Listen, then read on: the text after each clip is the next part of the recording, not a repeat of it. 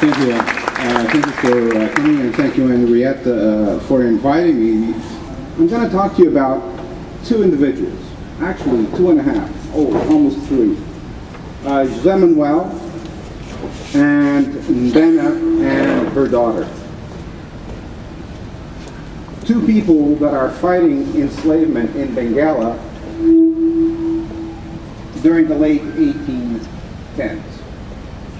Now, the story of these 2 individuals is extremely intertwined, as you will hear, although the way that they actually experience this struggle against enslavement is not necessarily so.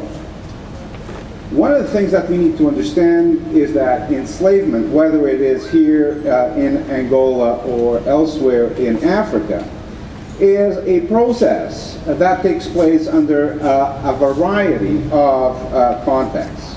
We have warfare between states that lead to the production of captives, also warfare between chieftains, villages, and so on. We have raids that result in the production of captives. We have kidnappings by bands of thugs or otherwise unscrupulous individuals. We have court proceedings that are contorted in order to produce enslaved individuals both inside and outside the community, just for the violation of very trivial types of rules of society. We have witchcraft accusations that also lead to the enslavement of people. In other words, a whole series, a whole gamut of contexts under which people can be indeed enslaved.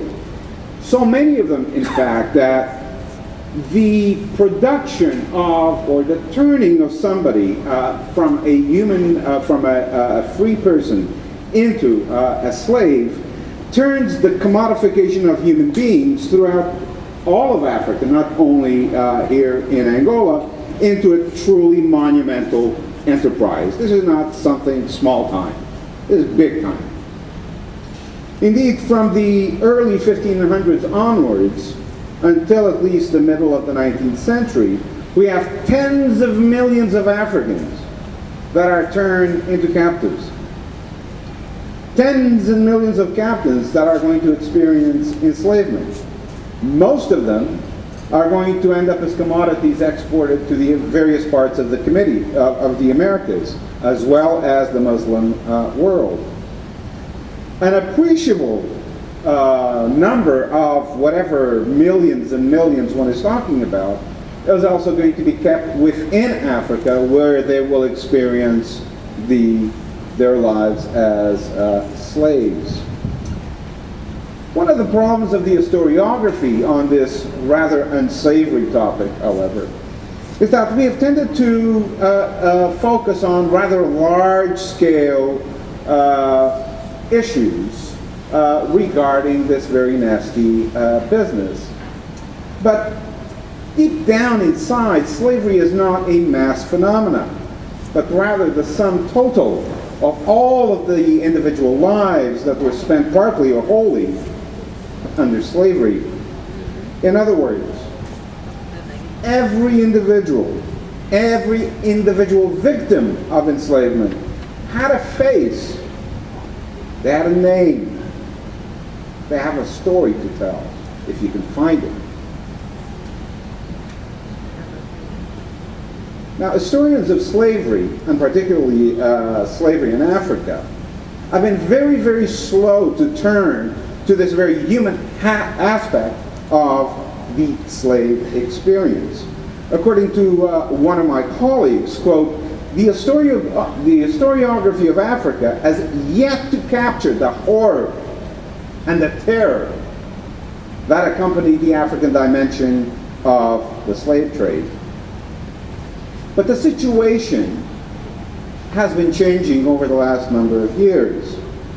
Historians have become concerned with individualizing the process of enslavement, particularly turning or attempting to find narratives of these processes, whether it be specifically that of being turned into a slave, or indeed experiencing part of one's life under slavery. This is something that has been going on already in the United States, and historians of Africa have only recently really began to pay attention to that particular aspect. So that my presentation today is really going to focus on two of these millions and millions of individuals that get caught up in this process. And the stories of José Manuel and Nbena are particularly interesting because they are unfolding here in Angola, specifically in the port town of Benguela, further south, during the latter half of the 1810s. Their experiences are important at a number of levels. First, as we will see, each incident is relatively well documented, which allows an extremely detailed reconstruction of their encounters with enslavement. When José Manuel and Nbena are threatened with enslavement, they do not experience this ordeal alone. This is extremely important. Their kin very quickly mobilizes to rescue them out of hell. With such support, each one of them takes the unusual, although not uncommon, approach of a legal challenge against enslavement. José Manuel and Nbena are going to argue before Benguela's highest colonial administrator that as freeborn persons, they cannot be enslaved.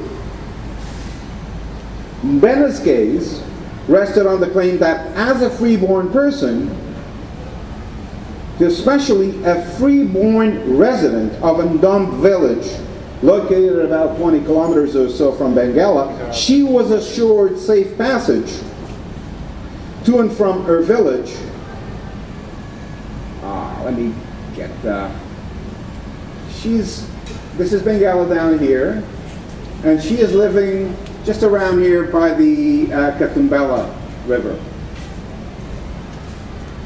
Living in such close proximity, she was arguing that she could not be enslaved, and you'll see the reason why quickly.